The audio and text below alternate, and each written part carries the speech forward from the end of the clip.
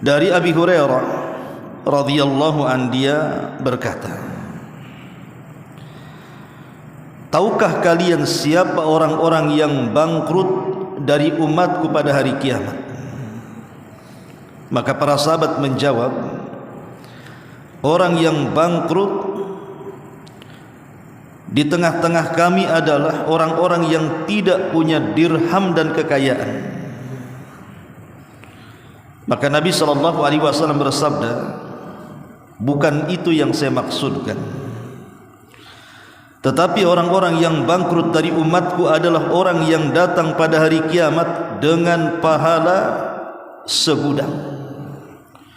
Dia membawa pahala salat, pahala puasa, pahala zakat dan pahala-pahala yang lainnya. Namun ia datang dengan mencela si fulan, menuduh si fulan, memakan harta si fulan, bahkan menumpahkan darah si fulan, dan juga memukul si fulan. Maka orang yang diberi dari kebaikannya,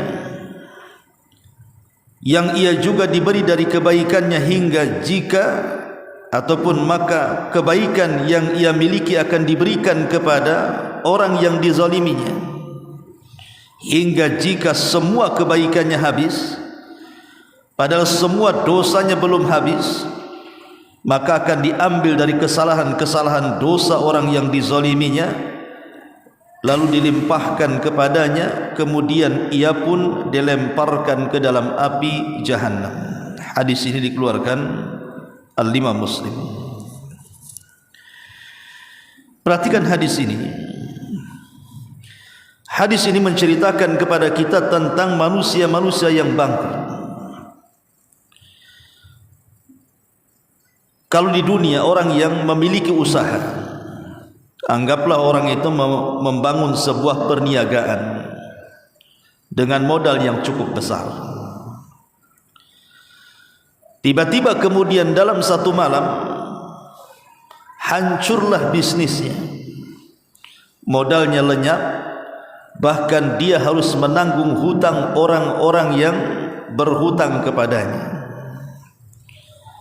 Saya kira orang yang seperti ini hidupnya akan stres. Karena saya juga menyaksikan banyak orang yang bangkrut dalam berniaga itu hidupnya putus asa. Karena modal yang mereka kumpulkan, atau boleh jadi modal itu dia pinjam dari orang lain. Dia tidak bisa mengembalikan modalnya, bahkan habis modalnya, sementara barang-barangnya tidak menghasilkan dalam perniagaannya. Coba bayangkan orang yang seperti ini, saya pastikan hidupnya stres, hidupnya bingung, hidupnya bimbang, bahkan tak jarang ada yang sampai mencapai keputusasaan. Bahkan di antara mereka ada yang sampai bunuh diri. Ini baru bangkrut di dunia, bangkrut dari berniaga, di mana modalnya habis tapi hutangnya menumpuk. Sudah dirasakan stresnya sedemikian rupa.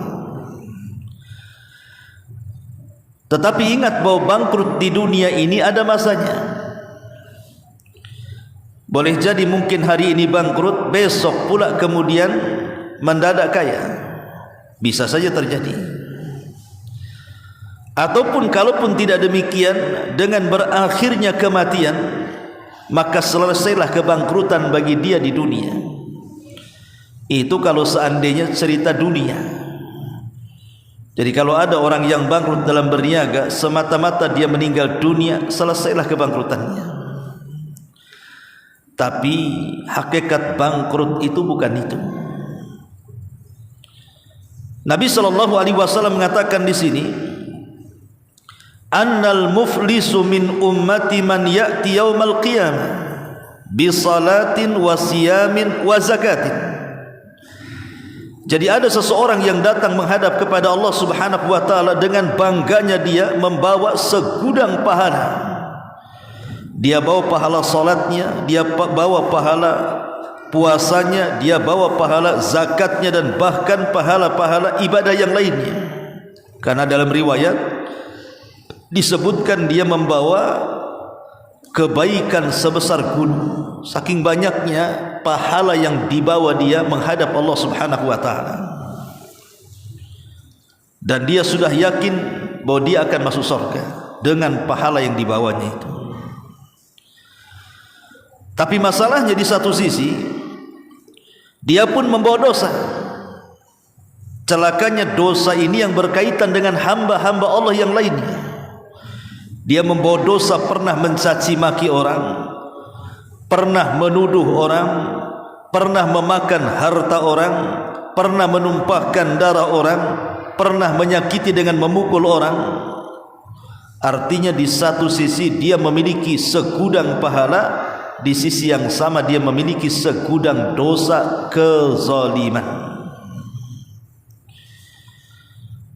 Ma'asyiral muslimin yang dimuliakan Allah Subhanahu wa taala, lah ketika kemudian orang yang berbuat zalim dan orang yang dizalimi itu ketemu, di mana ketemunya? Di sebuah tempat yang disebut dengan kontor. Karena itu disebutkan dalam sebuah hadis di mana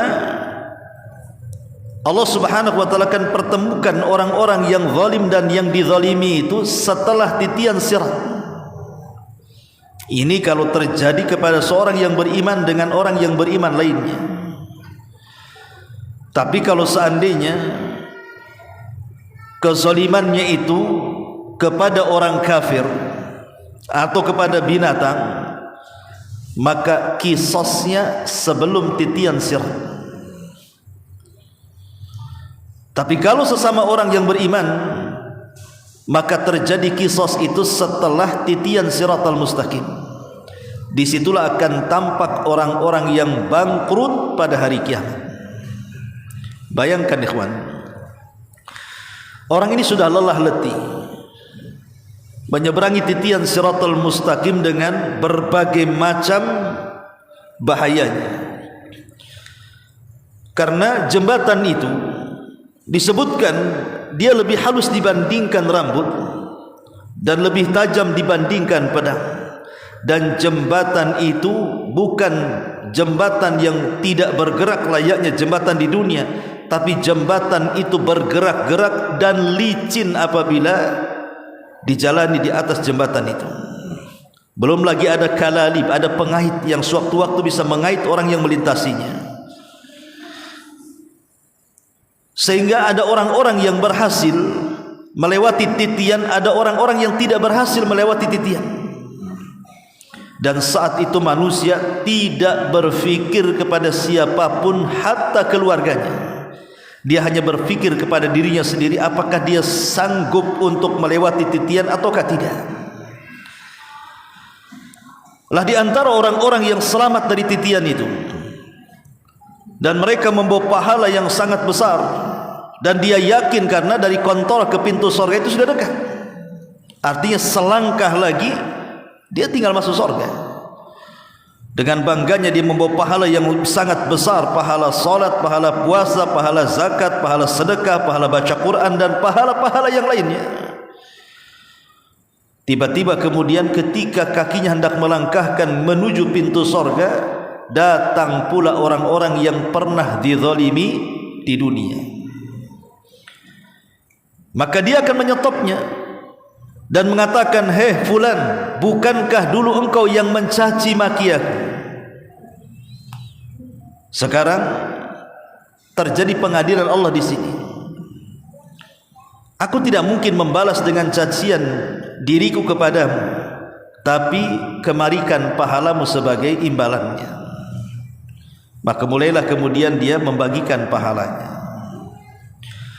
Kemudian datang lagi orang yang menahannya dan mengatakan, "Hei fulan, jangan kau langkahkan kakimu ke surga. Bukankah dulu engkau yang menuduh aku berzina padahal aku orang baik-baik?"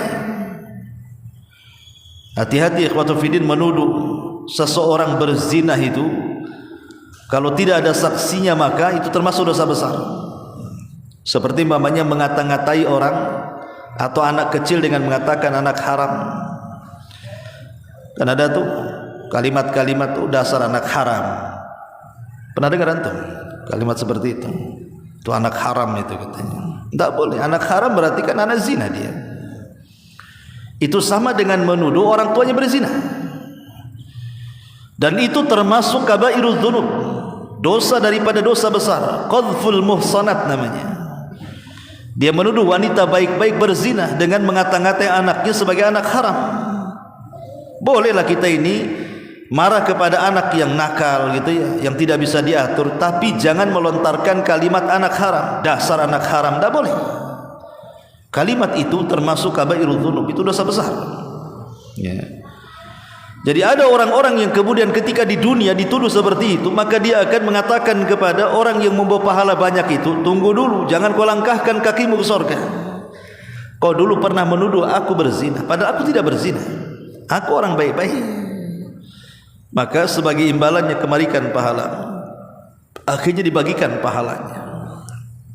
Cukup sampai di sini? Tidak, datang lagi orang yang ketika di dunia kita ambil haknya, kita ambil hartanya dengan cara batin.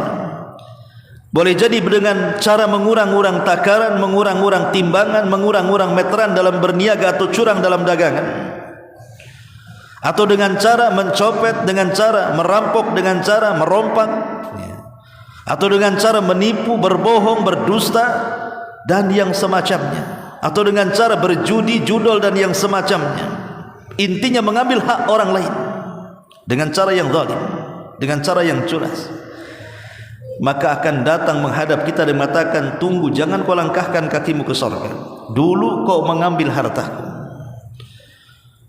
dulu aku membeli sesuatu kepadamu, kau kurang-kurangi itu takaran, kau kurang-kurangi meteran.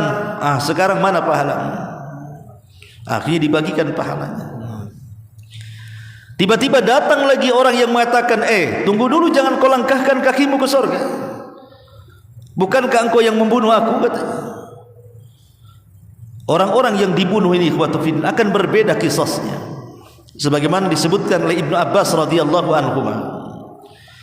Jadi orang-orang yang dibunuh atau korban pembunuhan, nanti pada hari kiamat tangan kanannya akan memegang kepalanya dan tangan kirinya akan menyeret orang yang membunuhnya. Walaupun ketika di dunia dia tidak dibunuh dengan cara dipenggal kepalanya, tapi begitulah dia menghadap Allah.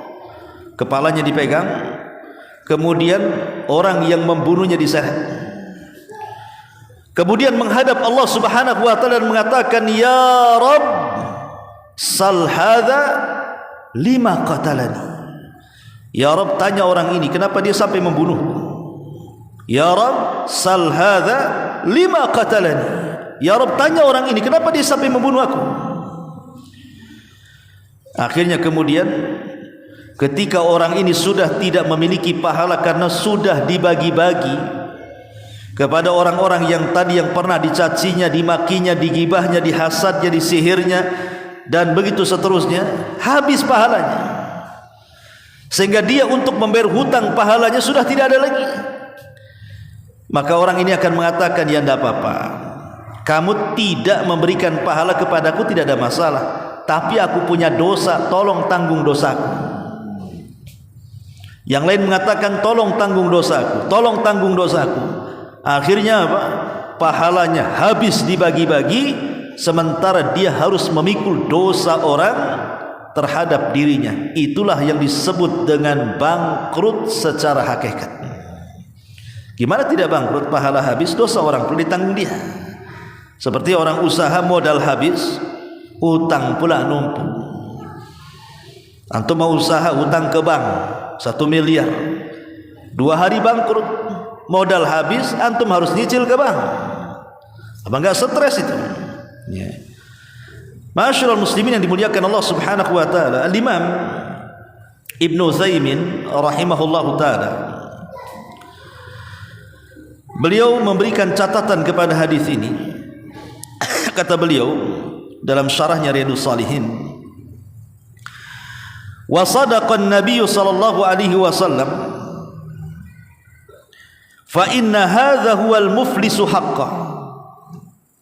Dan telah benar ucapan Nabi sallallahu alaihi wasallam, maka gambaran dalam hadis ini adalah gambaran sebenar-benarnya manusia-manusia bangkrut pada hakikatnya. Ammal muflisud dunya fa inna dunya ta'ti wa tadhhab. Adapun orang yang bangkrut dalam urusan dunia, dunia ini terkadang pergi, terkadang datang. Hari ini kita bangkrut, besok kita untung. Rubbama yakunul insan faqiran wa yumsi ghaniyan. Boleh jadi mungkin, kata Syekh Utsaimin, di pagi hari dia fakir, sore hari sudah kaya. Itulah dunia. Atau mungkin sebaliknya, wabil aksi. Lakin al-iflas, kullal iflas, tetapi sebenar-benarnya kebangkrutan, an yuflisal insan min hasanatihi allati ta'iba 'alaiha. Tetapi orang yang sesungguhnya mendapatkan kebangkrutan adalah ketika dia bangkrut dari pahalanya, sementara dia sudah lelah letih mencari pahala selama di dunia itu, rupanya hilang begitu saja. Lelah dia tengah malam bangun melawan kantuk untuk qiyamul lail. Lelah dia membaca Quran berjam-jam untuk mendapatkan pahala.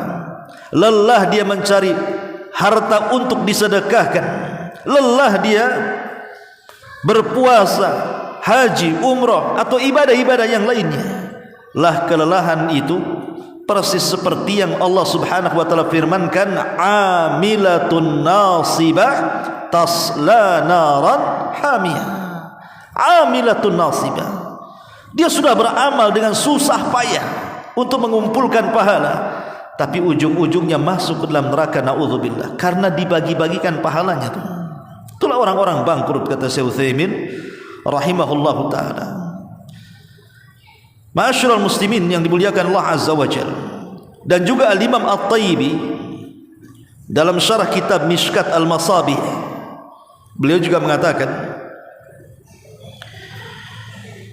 haqiqatul muflis hadzal ladzi dzukirat, inilah sebenar-benarnya orang bangkrut yang disebutkan dalam hadis.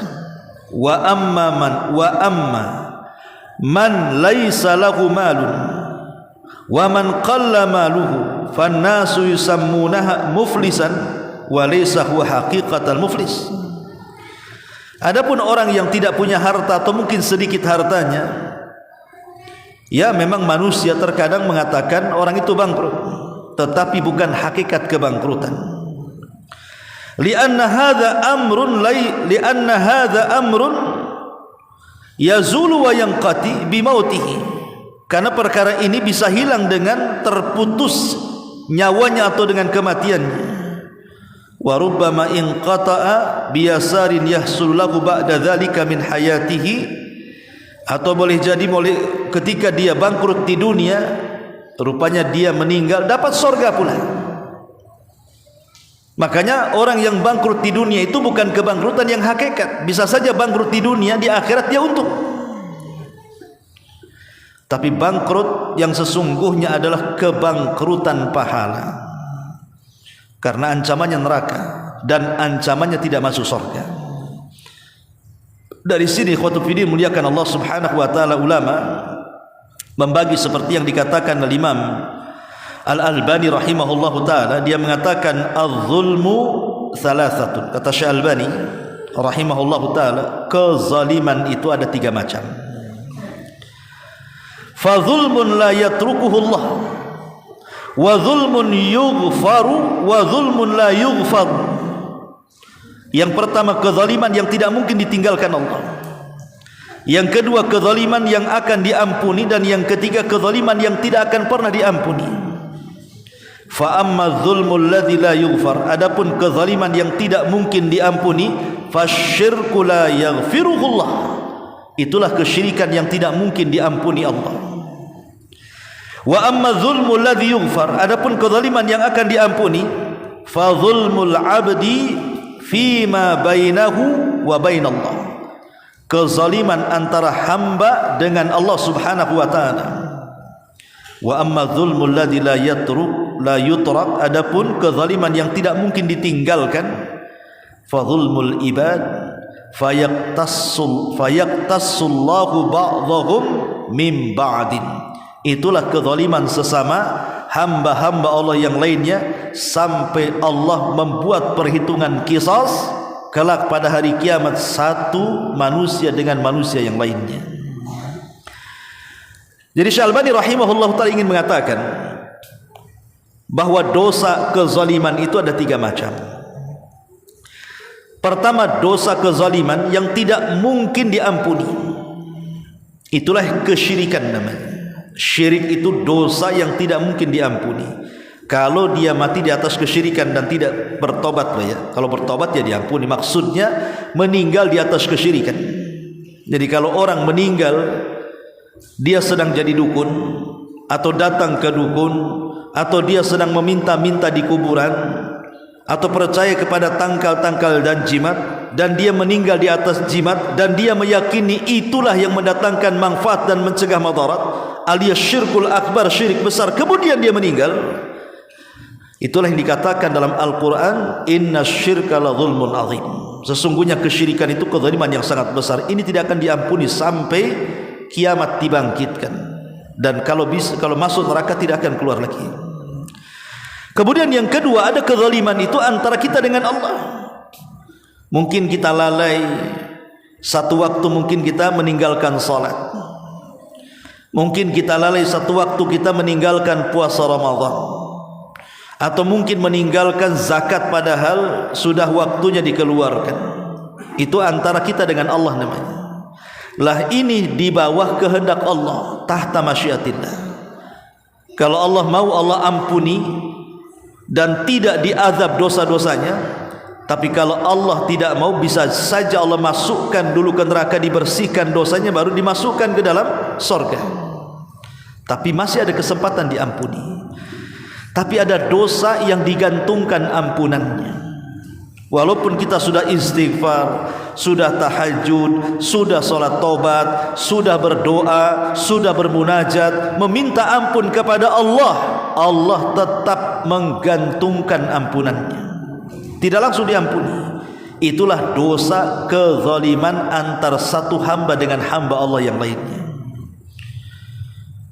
Seperti dosa ghibah, kita menggibahi orang, kemudian kita istighfar, apakah lantas dosa ghibahnya hilang? Tidak, sampai orang yang digibahinya memaafkan kita. Atau mungkin kita mencaci maki orang, lantas kita istighfar, apakah Allah langsung mengampuni? Tidak, sampai orang yang kita caci maki itu memberikan maafnya kepada kita. Atau orang-orang yang kita ambil hak hartanya dengan cara zalim, apakah kemudian kalau kita mengucapkan astagfirullah diampuni? Tidak, sampai dikembalikan haknya. Bahkan dalam urusan kisah sekalipun, pamannya ada orang membunuh kemudian dibunuh, itu dalam kacamata dunia belum mendapatkan keadilan walaupun sama-sama dibunuh. Kenapa? Karena boleh jadi korban pembunuhan itu dia orang baik, sementara yang membunuh itu orang jahat. Ketika kemudian dia membunuh orang baik, mungkin membunuh ustadz, membunuh ulama, membunuh tokoh gitu ya, sementara yang pembunuh ini preman yang ya bila boleh dikata tidak pernah dimuliakan di masyarakat, bahkan dibenci. Kemudian terjadi kisah si preman dibunuh juga karena sudah membunuh ustadz pamannya.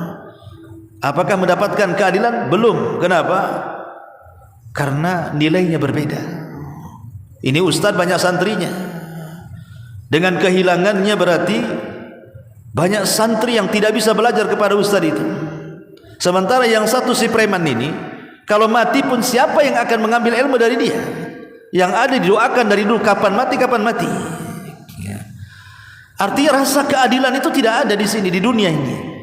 Walaupun kantor pengadilan di mana-mana, tapi rasa keadilan itu tidak antum akan dapati di kantor pengadilan, karena banyaknya kecurangan dalam peradilan itu.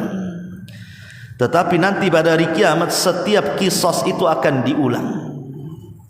Walaupun di dunia sudah dikisos, potong tangan, dirajam, tetap nanti pada hari kiamat itu akan diulang untuk kisos itu, untuk mendapatkan keadilan yang seadil-adilnya, supaya ketika masuk ke dalam sorga betul-betul yauma la yanfa'u malun wala banun illa man atallaha biqalbin salim. Betul-betul dia masuk ke dalam sorga itu dengan hati yang selamat, tidak ada dengki, tidak ada hasad, karena sudah mendapatkan keadilan yang sesungguhnya. Ma'asyiral muslimin yang dimuliakan Allah Subhanahu wa taala.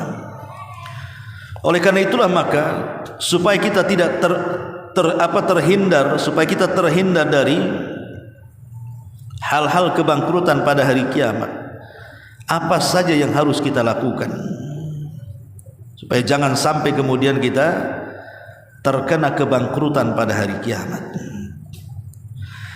Ma'asyiral muslimin yang dimuliakan Allah Subhanahu wa taala, ulama menyebutkan di antara sebab-sebab supaya kita terhindar dari kebangkrutan pada hari kiamat, yang pertama, agar kita memperhatikan hak-hak saudara kita. Perhatikan hak-hak saudara kita. Jangan sampai kemudian kita melampaui batas sehingga kita merampas hak-hak saudara kita. Seperti mamanya antum berniaga, jangan sampai mengurangi takaran, mengurangi timbangan, mengurangi meteran, mengganjal timbangan, mencurangi dagangan, dan begitu seterusnya, karena itu tidak memperhatikan hak orang lain. Kalau itu yang terjadi, maka akan terjadi kisos pada hari kiamat. Ya, di dunia kita bisa menyembunyikan dari mata-mata manusia, tapi semua dicatat di tangan para malaikat raqib dan atid. Tidak ada yang tersembunyi bagi Allah Subhanahu wa taala.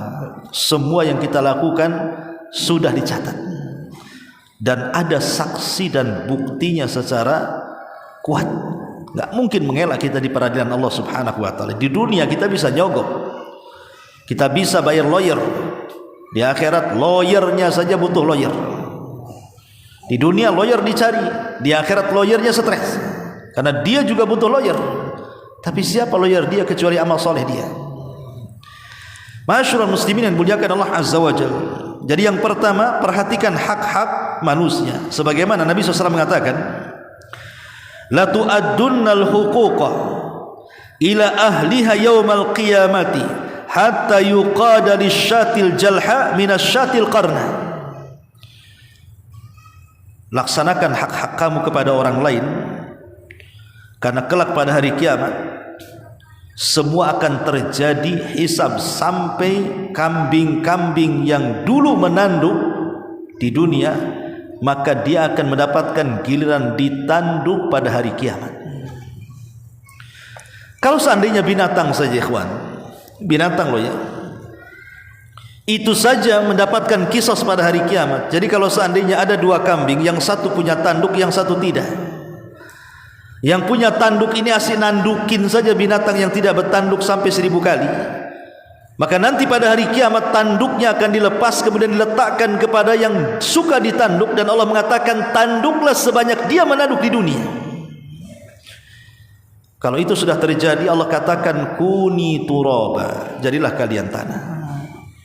Karena binatang tidak akan masuk neraka, mereka hanya dihisab saja, selepas itu menjadi tanah. Makanya orang-orang kafir ketika melihat hisabnya binatang, mereka tiba-tiba berteriak dan mengatakan ya laitani kuntu turaba.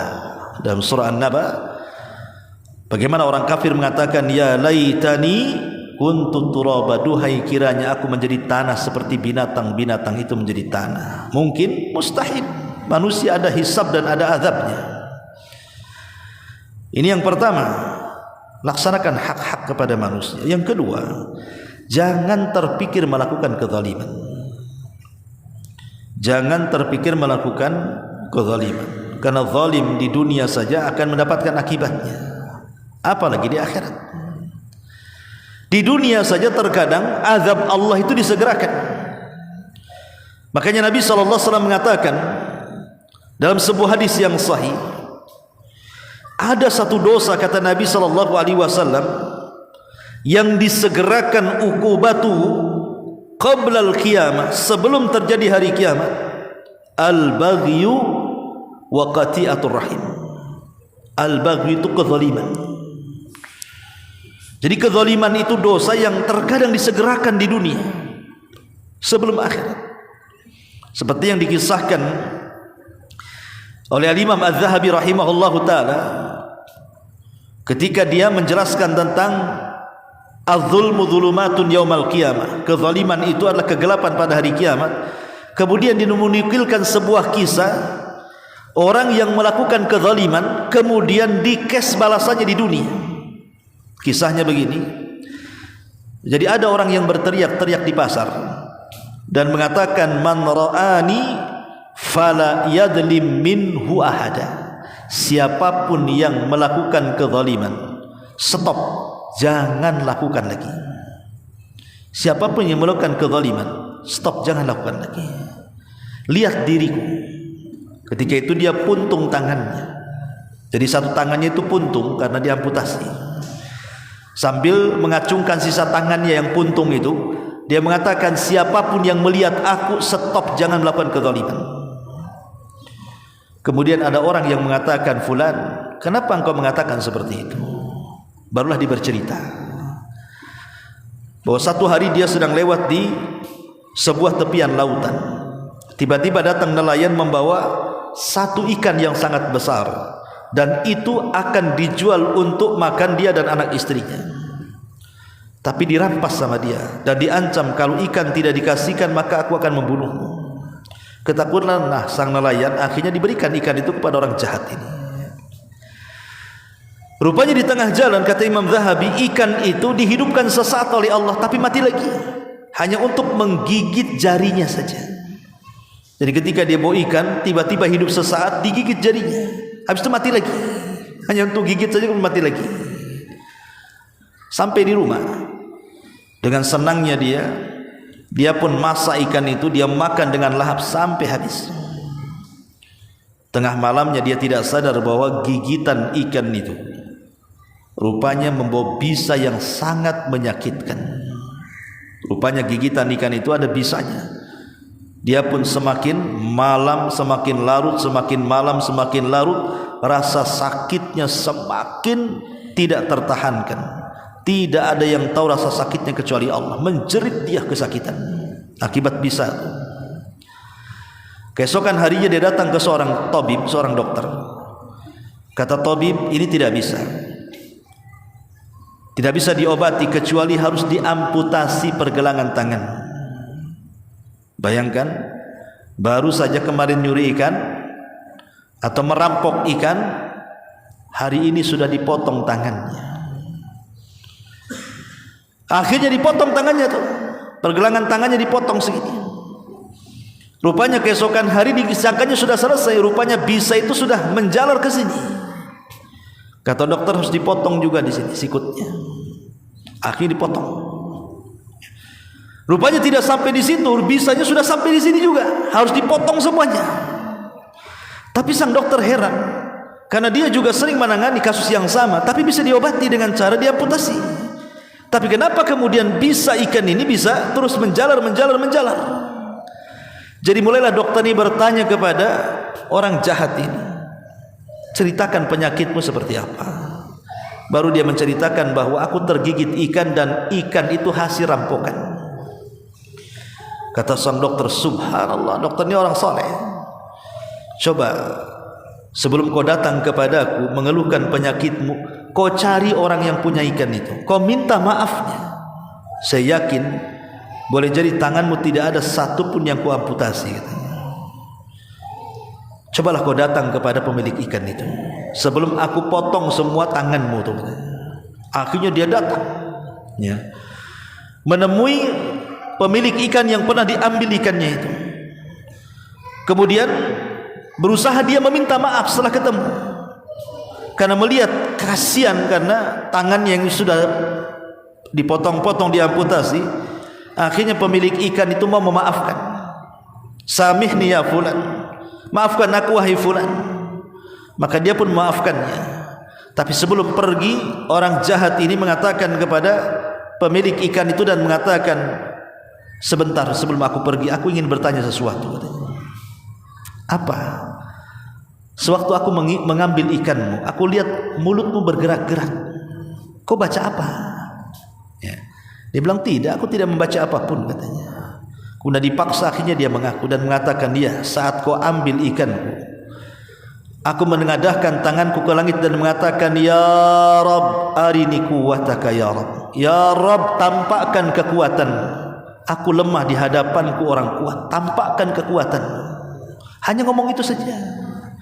Tapi ingat bahwa doa orang yang dizalimi itu pasti melesat ke langit, menembus awan-awan. Dan Allah bersumpah, wa bi izzatika la ansurannaka walau ba'dahin. Demi kemuliaanku, kata Allah, pasti ku tolong dia sampai batas waktu yang kutentukan. Pasti itu. Doa orang yang dizalimi itu pasti mustajab. Makanya Nabi SAW mengatakan kepada Mu'adz bin Jabal radhiyallahu an, fattaqi da'watal madlum fa innahu laisa bainahu wa bainallahi hijabun. Hati-hati tentang doa orang yang kau zalimi, wahai Mu'adz, di aman kelak kalau kau sampai di sana, karena doa orang-orang yang dizalimi itu tidak ada penghalang antara dia dengan Allah Subhanahu wa taala, walaupun yang dizalimi orang kafir. Kata Imam Ibnul Qayyim, walaupun yang berdoa itu orang kafir. Jangankan orang kafir yang berdoa, iblis berdoa saja dikabulkan. Dia meminta kepada Allah, ya Allah tangguhkan umurku, Allah kabulkan, Allah kabulkan. Kalau iblis saja berdoa Allah kabulkan, maka orang kafir juga Allah kabulkan. Ketika Allah Subhanahu wa taala mengabulkan orang kafir yang dizalimi itu bukan karena kekafirannya, tapi karena keadilannya, di mana Allah tidak suka dengan kezaliman. Makanya Allah mengatakan dalam hadis kursi, inni haramtu dzulma ala nafsi wa ja'altuhu muharraman bainakum fala tadzalamu. Ku haramkan kezaliman itu kepada diriku, maka ku jadikan kepada kalian juga, wahai hamba-hambaku, sebuah hal yang diharamkan, kezaliman itu, maka jangan kalian saling menzalimi. Akhirnya kemudian penjahat ini setelah mendapatkan ampunan ataupun maaf daripada pemilik ikan, dia lantas masuk ke dalam pasar. Kemudian dia berteriak-teriak di pasar itu dan mengatakan, man ra'ani fala yadhlim minhu ahada. Siapapun yang melihat aku jangan melakukan kezaliman, katanya. Nanti nasibnya sama dengan aku, katanya. Subhanallah, setelah peristiwa itu, kata Imam Zahabi, tiba-tiba Allah sembuhkan penyakitnya. Allah sembuhkan penyakitnya karena sudah mendapatkan maaf dari orang-orang yang dizaliminya. Maka kalau ingin terhindar dari kebangkrutan pada hari kiamat, jangan melakukan kezaliman. Hindari kezaliman sekecil apapun. Maksudnya zalim sesama hamba. Kalau zalim kepada Allah itu lain ceritanya. Karena zalim kepada Allah itu tentunya juga itu urusan Allah, kan itu. Kalau Allah mau, Allah ampuni. Kalau Allah Subhanahu wa taala mau, maka Allah akan azab dulu. Yang ketiga, carilah orang-orang yang pernah kita sakiti atau yang pernah kita zalimi, cari mereka, minta maafnya. Sekelas Nabi SAW, ikhwan, tidak mungkin Nabi SAW melakukan kezaliman, karena Rasul itu maksum. Rasul itu terpelihara dari dosa besar. Kezaliman itu dosa besar. Rasul tidak mungkin melakukan kezaliman. Tapi Nabi SAW ingin mencontohkan kepada umatnya di akhir-akhir hayatnya, di khutbah terakhir sebelum wafatnya. Nabi SAW mengatakan di hadapan para sahabat, man kuntu syatamtu irdan, siapapun yang pernah ku caci kehormatannya, fahadha irdi falyaqtas minni, silahkan caci kehormatanku sekarang.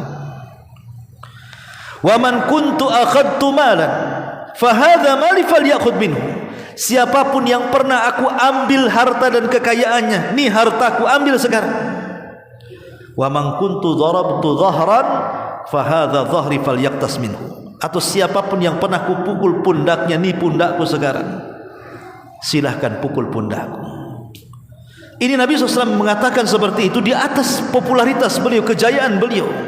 di atas suksesi kepemimpinan beliau, karena di akhir hayat beliau sudah menguasai Mekah dan Madinah dan kaum muslimin sudah menyebar. Dan tidak mungkin juga Rasul melakukan kezaliman. Tapi Rasul mengatakan seperti itu.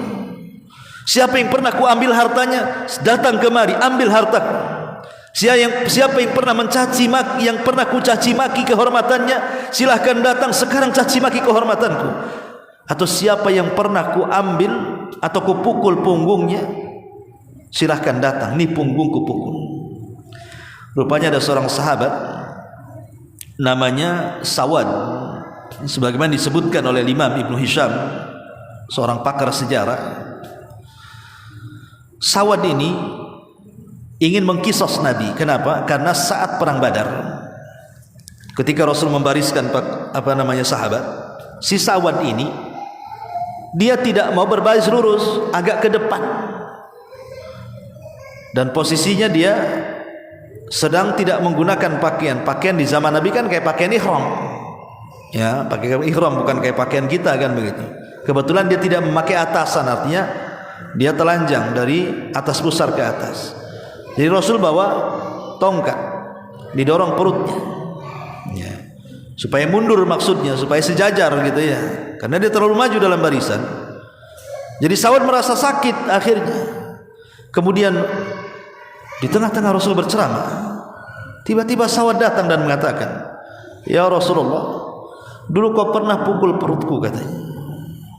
"Maka aku ingin mengkisos kamu." Bayangkan Rasul sudah sakit-sakitan di akhir hayatnya. Tiba-tiba ada sahabat yang berani mengatakan, "Ya Rasulullah, engkau sudah pernah memukul perutku. Aku ingin mengkisos dirimu," katanya. Semua sahabat tertuju pandangannya kepada Sawad. Hampir-hampir Ali mengatakan, "Ya Rasulullah, biar perutku yang dipukul dia." Abbas mengatakan, "Biar perutku yang dipukul dia." Sahabat mengatakan, "Biar kami saja yang dipukul." Kata Rasul, "Tidak, dia tidak salah kepada kalian. Dia urusannya dengan aku, biarkan dia maju." Akhirnya Sawad ini maju. Kata Sawad, "Mana tongkatnya?" Carikan tongkat, pegang sama Sawad. "Ya Rasulullah, waktu kau pukul aku tidak pakai baju." Katanya, "Tolong bajumu," katanya, "dilepas." Kata Rasul, "Baik, dilepas bajunya." Apa enggak geram para sahabat? Kurang ajar ini di hadapan Rasul, ya. Tapi rupanya ketika hampir saja Sawad hendak memukulkan tongkat ke perut Rasul, dilemparnya tongkat itu, kemudian dipeluknya Nabi SAW. Kemudian dia menangis. Kata Rasul, "Ma hamalaka ala ma sana'ta ya Sawad?" Apa yang kau lakukan wahai Sawad? Bukankah kau akan mengkisos aku, katanya. Kenapa kau lempar itu tongkat? Dia mengatakan, "Ya Rasulullah, inilah yang aku inginkan. Aku hanya ingin kulitku bersentuhan dengan kulitmu, dan inilah terakhir kali perpisahan aku dengan kamu," katanya. Artinya di sini syahidnya adalah bagaimana Nabi SAW mengatakan kepada para sahabat, jikalau dia ada salah sekarang di dunia, tolong maafkan kesalahanku. Kalau memang ada harta yang diambil, datang kemari, aku akan kembalikan hartamu. Kalau ada kehormatan yang ku caci maki, inilah kehormatanku, silahkan caci maki sekarang. Kalau ada orang yang pernah dipukul, disakiti, inilah punggungku, silahkan sakiti aku sekarang. Kalau setingkat Nabi yang tidak melakukan kezaliman saja, dia melakukan seperti itu, apalagi kita harusnya melakukan hal yang sama dengan Nabi yang jelas-jelas banyak kezaliman kita kepada manusia, supaya kita tidak terkena kisos pada hari kiamat. Masyaallah muslimin yang dimuliakan Allah Azza wa Jalla, di antara orang-orang yang bangkrut pada hari kiamat, mudah-mudahan ada manfaatnya yang sedikit. Subhanakallah bihamdika, asyhadu an la ilaha illa anta, astaghfiruka wa atubu ilaik. Allahu ta'ala alam. Assalamualaikum warahmatullahi wabarakatuh.